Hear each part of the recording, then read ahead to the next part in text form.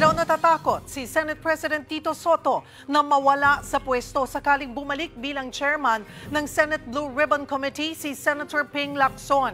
Ito ay kasunod ng pahayag ni Senator Lacson na dapat maging handa sila sa posibilidad na mawalan ng ilang miyembro ang majority bloc at maging ang Senate presidency ni Soto kung babalik siya sa komite. Naniniwala naman si SP Soto na susuportahan ng mga tao ang anumang hakbang laban sa korupsyon.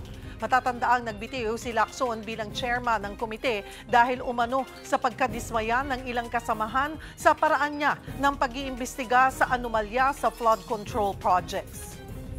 Sa puntong ito, makakausap natin Senate President Tito Soto. Magandang tanghali po sa inyo, SP Soto. Salamat po sa oras. Magandang tanghali, Cheryl, at magandang tanghali po sa inyo lahat. Tito Sen, derechahan na pong tanong, totoo bang may posibilidad ngang bumalik bilang chairman ng Blue Ribbon Committee si Senator Ping Lacson? Yes, magkausap kami just a couple of days ago at before that, nag-uusapan na rin namin yan sapagkat nararamdaman ko rin na meron siya mga unfinished business doon. At yung clamor ng ibang mga kasamahan namin, yung clamor din ng mga publiko na naririnig ko, tinanong ko sa kanya, sinabi ko sa kanya, apparently nakakarating sa kanya. So at this point, I think it's a yes. And definitely, magkakaroon kami ng pagpupulong ng Blue Ribbon Committee, yung meeting lang muna, and then we will be discussing that further. But I was hoping that we could do it this Monday, pero kung kulang ang membership namin, we'll move it to another day. Yes, I think it's very positive at this point. Positive meaning yes, yung yes po ba ay sigurado nang tatanggapin niya at babalik? 99%. Ano po ang naging 99%? So yes na po yon, SP. Ano po yes na yun.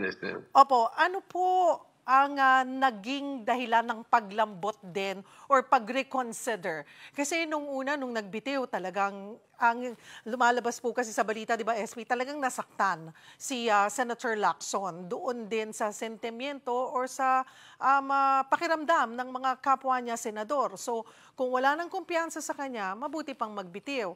Pero ano po ang nakapagpalambot, nakapagpa-reconsider muli kay Senator Lacson para bumalik sa Blue Ribbon Committee? Palagi ko yung analysis niya nung mga naging hearing. Siyempre, you look back. Tinignan niya siguro kung ano yung mga nangyari ng mga hearing at kung ano pa yung dapat puntahan. Sapagkat yung, ang strategy naman niya talaga was he was being led by the evidence at saka ng mga testigo. So, ang tingin ko, nung ina-analyze niya at naririnig niya yung sinasabi ng mga kasama namin at sinasabi ng mga publiko, na-reconsider niya na kailangan ituloy.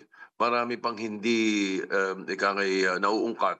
At kung ito'y makakatulong, ang tingin niya siguro, mas makakatulong ito sa ICI at doon sa Ombudsman and the Department of Justice. So kung gano'n, at nung nag-uusap nga kami, parang gano'n din naman yung pananaw ko nung naririnig ko nag-uusap kami tungkol dyan eh. Parang nakukulangan siya sa mga takbo ng investigasyon. So yun ang isa sa mga dahilan siguro. At marahil ano na rin, talagang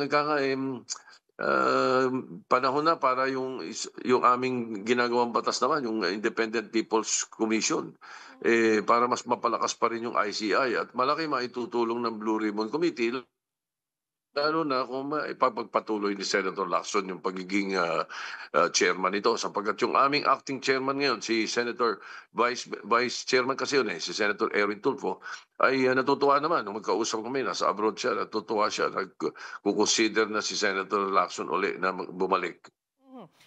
Pero in-offer po ito sa ibang mga kapwa niyo, Senador. Wala ho ba talagang tumanggap?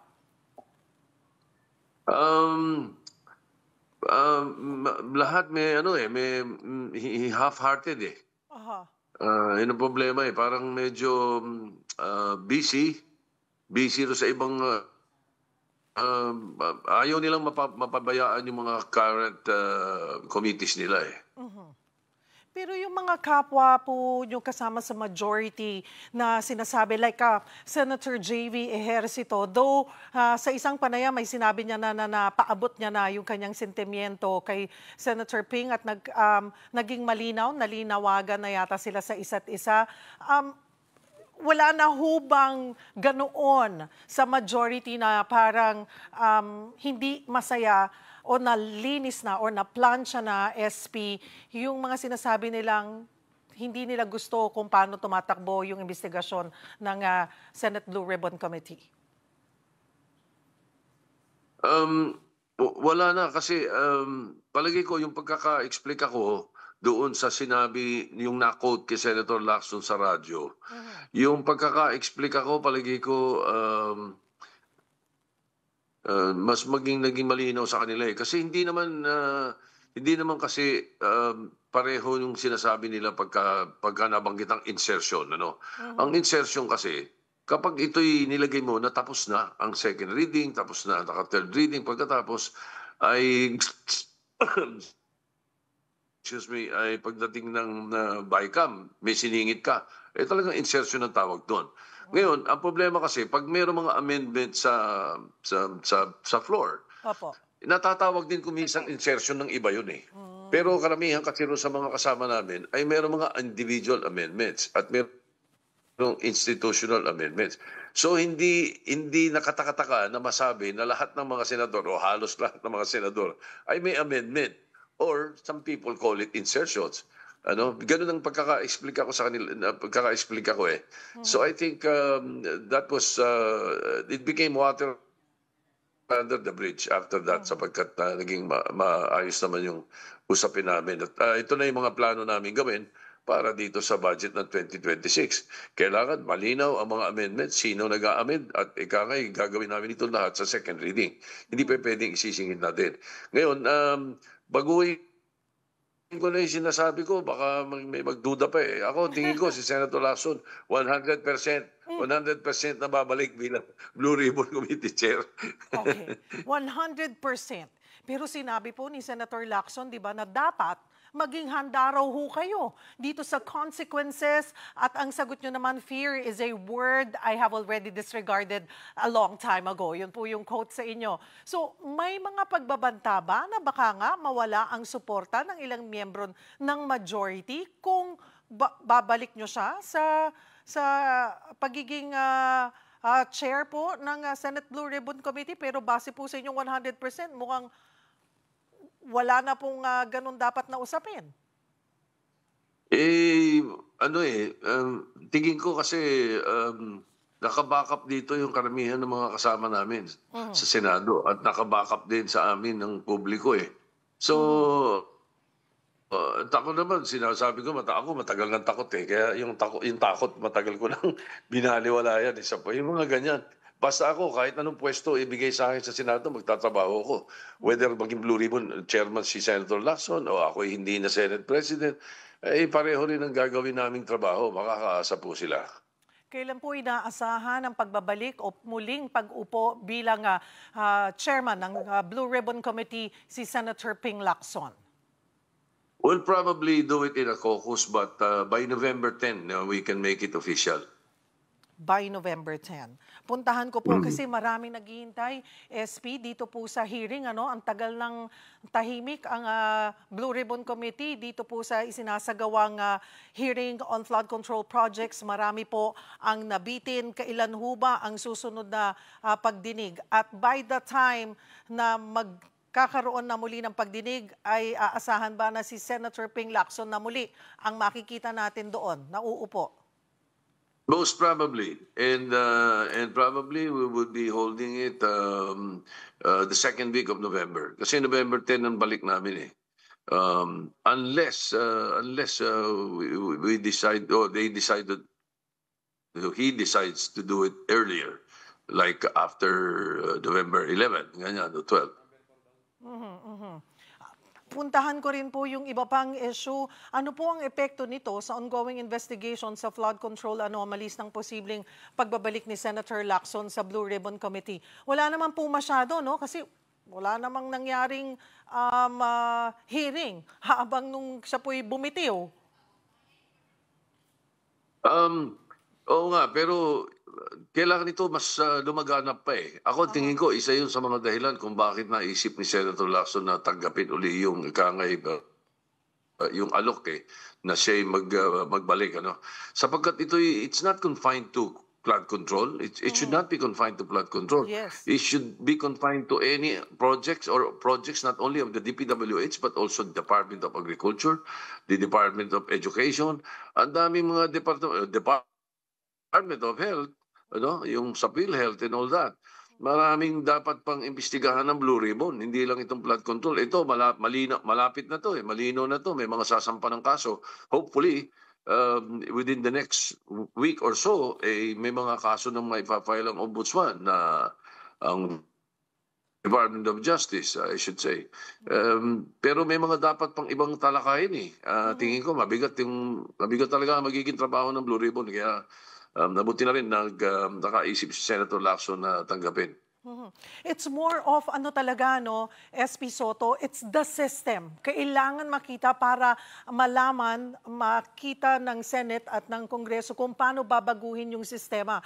Because like what you said, it's not just the flood control projects. Actually, posibleng lahat ng proyekto sa pamahalaan ay may lusot, may flaw sa system at lahat ay nagkakaroon ng kickback.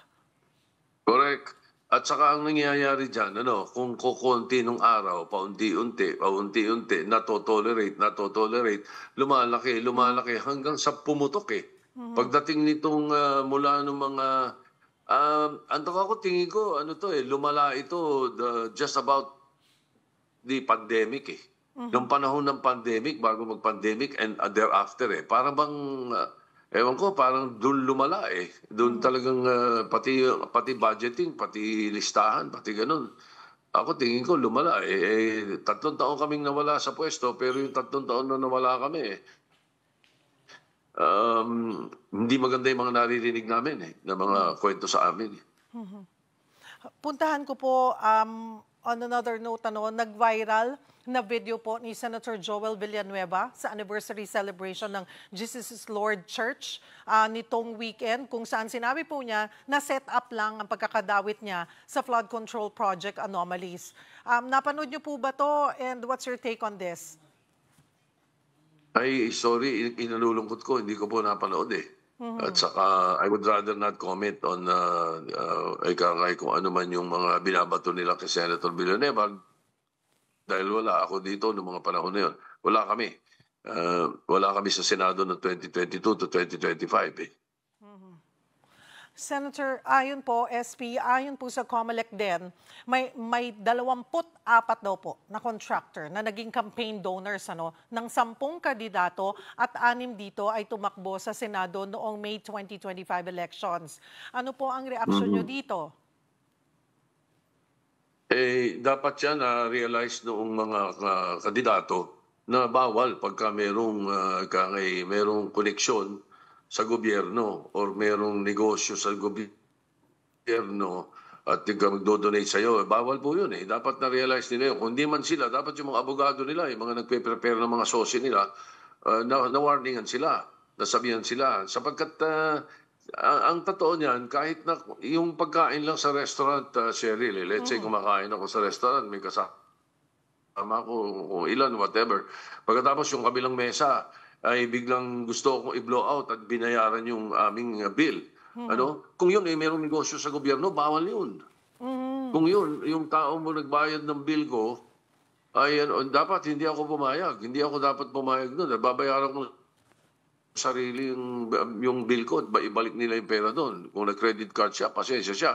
Basta babayaran ko yung akin. Ganun dapat . Kasi yun ang talagang nasa batas. Maliwanag yun. Bawal na bawal po yun . Na posibleng nangyayari na po sa mga nakalipas na taon, na maraming taon, ng mga administrasyon, na ngayon na lang napapansin at pinagtutuunan ng pansin. Correct. Yun nga, natotolerate kasi sa Yeah. maliliit na bagay, malaki, lumalaki, lumalaki. That's why it has to stop. Kasi ano naman, hindi naman sa pag-ano, no? Kasi malaking bagay kasi mga nakapaligid sa yung tao. Mhm. Alam mo, nung Mhm. araw, Vice Mayor pa lang ako, nung nag-uumpisa pa lang kami, no? Yung abogado kong nagamit nun, si Attorney Romy Macalintal, Mhm. 1988 pa, siya rin yung abogadong nagamit ko eh. Lagi niya akong pinagsasabihan eh, ano yun, election expert yun eh. Opo. Lagi niya winawarning sa akin yun, noon pa man, hanggang ngayon. Kaya yun nga sana, ganun dapat ang thinking ng mga ibang mga nakapaligid sa mga senador, sa mga congressman, or sa mga public officials. Kuminsan siguro hindi nila namamalayan, hindi nila napapasin, natutuwa sila, may mga tumutulong sa kanila, hindi nila akalain, ito pala yung kontratista, ito pala ay may mga trabaho sa gobyerno at hindi bali sana kung kontratistang kangay legal na maayos ang trabaho. Pag tinignan mo yung mga project na ginawa ay maayos. Ano? Kung mga flood control, kung ano, ghost, o kaya ay substandard, o kaya ay kangay kilalang kilala na nanunuhol, yun ang dapat pinag-iingatan natin. So in other words, in all this na sinasabi ko, it has to stop. In all departments, it has to stop. Isingit ko na rin po, SP Soto, ang budget deliberations ng DPWH. Mula po sa 881 billion pesos, inaibaba ito sa 625 billion. That's around 255 billion pesos. Pero sabi po ni Senator Win Gatchalian, posible pa itong mabawasan hanggang 348 billion. Ano po ang nakikita nyo na dapat alisin or linisin? Meron po ba kayong nakikita? At I understand, ipinangako nyong magiging pinakamalinis na pondo ang 2026 national budget. Paano nyo po ito titiyakin, SP Soto? Una sa lahat, sisiguruhin namin na yung ilalagay sa unprogram, yung talagang tunay na dapat unprogram lamang. Like for example, yung mga foreign assisted projects, ano. Pero pagdating po doon sa mga ibang mga gusto nilang ilagay or nilagay ng house, ano, at ito babalangkasin pa namin to in the next few days eh. Pagka yung nilagay, let's say for example, medical assistants, ganyan nga, hindi ilagay natin sa Department of Health. Ba't kailangan nasa lagay sa program? Di ba? O ba't kailangan doon? Ngayon, ganung mga system, ganung example na sinasabi ko. Ngayon, doon sa DPWH, ano, and perhaps in other departments, I'm not sure which ones, Pebri, Agriculture, or whatever, no? Pero yung sa DPWH, alam natin na during the hearings, mga nag-overprice talaga sila eh. Pati yung mga proyekto, yung mga kontratista, nag-overprice talaga sila. Alam natin yan. So except the bridges, na alam kong medyo maliit talaga yung markup nila, ano, yung mga projects dapat, sabi nila 15 to 20%. Pwede talagang mabawas yan eh. So pwede kami mag-across the board, ano, ito based dito sa usapan namin ni Senator Sherwin, ha. Across the board, pwede pa kami mag-cut ng 15 to 20% in all these projects that are being proposed. So, ang laking bagay yun. Baka sakasakali, dito na tayo magkakaroon tayo ng 2026 budget na nabawasan ang NEP. hindi na kung saan napunta ang NEP, kundi nabawasan pa ang NEP.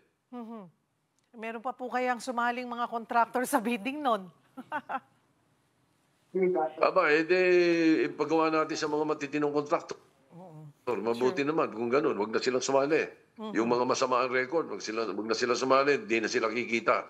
Bagay, kikita pa rin naman sila eh. Meron silang markup supposed to be allowed by law na 5%, merong 6%. Ang inaalis natin yung mga proponent eh. Yes. Ang inaalis natin doon sa 15 to 20%, yun yung mga proponent na legislator eh, na nagpasok noon na kailangan bigyan nila eh, sapagkat yun ang pinasok sa kanila eh. Yun ang mababawas natin, hindi yung income ng mga kontraktor. So matitinong kontraktor, wala problema. Sigurado, yung income nilang 6%, 5%, that's enough for them. May mga kwento-kwento po at biruan na, naku, pag nangyari yan, malamang konti na lang ang magkaroon ng interes na tumakbo bilang mambabatas. Okay din yun. Hindi puro Matitinong iboto natin. Yes. Hindi ba? Opo. SB Soto, puntahan ko po ang Yung mga SALN. hindi naghahanap ng sweldo. Ano, Oo. ano? Puntahan ko naman po ang SALN, SP, payag po kayo na ilabas sa publiko ang inyong SALN. Ano po rin ang sinasabi po ng mga kapwa nyo senador? Is this something po na kinukonsidera or susundan po ang hakbang ng ombudsman? Yes, dati naman namin ginagawa eh. As a matter of fact, merong, kung hindi ako nagkakamali, yung 2019 policy order na ginawa ko nung ako'y Senate President, yung pa rin ang ginagamit nila eh. So talagang pwede naman talaga sa amin yung binibigyan namin yun. Kaya lang, ang mga nabibigay ng karamihan sa amin, yung summary nung kanilang salin. So ang ginawa ko, kahapon, nakipag-meeting ako sa Senate Secretariat pagkatapos nung aming earthquake drill. Eh, sinabi ko sa kanila yung bagong policy order. Basta lahat ng senador napayag, nangunguna na ako at hinanda ko na yung akin. Lahat, yung buong salin ko, pwedeng i-release sa publiko. Sumulat lang sila sa Senate Secretariat, humihingi sila para alam namin kung sino yung humihingi at saan gagamitin. Yung akin buong buo, aalisin lang yung address. Yung mga address lang i-redact. Yun lang. Pero lahat ng laman at lahat ng kaya makikita nila ron at mga figures nandun lahat. Ngayon, that's one. Ngayon, the other is, doon sa mga senador na ang gusto, summary lang ibigay, bahala sila. Pero ang ginawa kong order is, itong ang Senate Secretariat, basta't may sumulat at sinabi ko saan gagamitin, i-release nila kagad. So yung mga Senate media, madali yun, nandoon sila ngayon eh. As a matter of fact, baka itong mga oras na ito, may humihingi na nung sa akin. Okay na okay sa akin na ibigay. At later on, we will come up with the third doon sa mga hindi nakapagbigay or ayaw nung legislator, meron na kami nung sinatawag na summary. Kailangan pa rin yun. Hindi pwedeng ikaila eh. Hindi naman kami pumapayag na completely ayaw ng isang legislator na ibigay ang kanyang salin. Hindi naman pwede yun. Kasi meron kami directive sa Senado na meron kami nung summary nung lahat ng senador, alphabetical. Panghuli na lamang po, nanawagan ng business groups na bigyan pa ng pangil ang Independent Commission for Infrastructure. Pareho na pong may panukalang batas kaugnay nito sa Kamara at Senado. Para po sa inyo, SP Soto, dapat na ba itong i-certify as urgent ni President Bongbong Marcos? Pwede. Sapagkat ngayon mismo, itong week na to, mag-hold si Senator Francis Pangilinan ng hearing sa Committee on Justice doon sa bill ko, which I filed during the first 2 weeks namin sa session ng August, I should say. Pag-upo namin ng July, final ko na yun, creating the Independent People's Commission. Mas malakas matapang yun kaysa sa ICI. At lahat ng kakulangan ng ICI nandoon sa IPC. So yes, apurayin namin yun and it will be a bonus if the President will. Oh, by the way, kasama sa yun? Kasama sa LEDAC ni Presidente nung nag-usap kami. Kaya talagang certify niya yun. Ang ayaw lang niyang i-certify, yung budget. Ayaw niyang gawin yung gawa ng mga nakaraan na pagkatapos ng second reading, third reading na agad. Ang third reading, ibig sabihin nun, nabasa niyo lahat eh. Paano yun kung napasok ng mga amendment? Paano third reading nga naman? So ayaw niya. Hindi raw niya isa-certify urgent ang budget sa House, pati sa Senado. At gusto ko naman yun sapagkat mas maganda yung meron pang 3 days para ma-review yung laman ng second reading. Alright, marami pong salamat sa inyong oras. Senate President Tito Soto, magandang hapon po.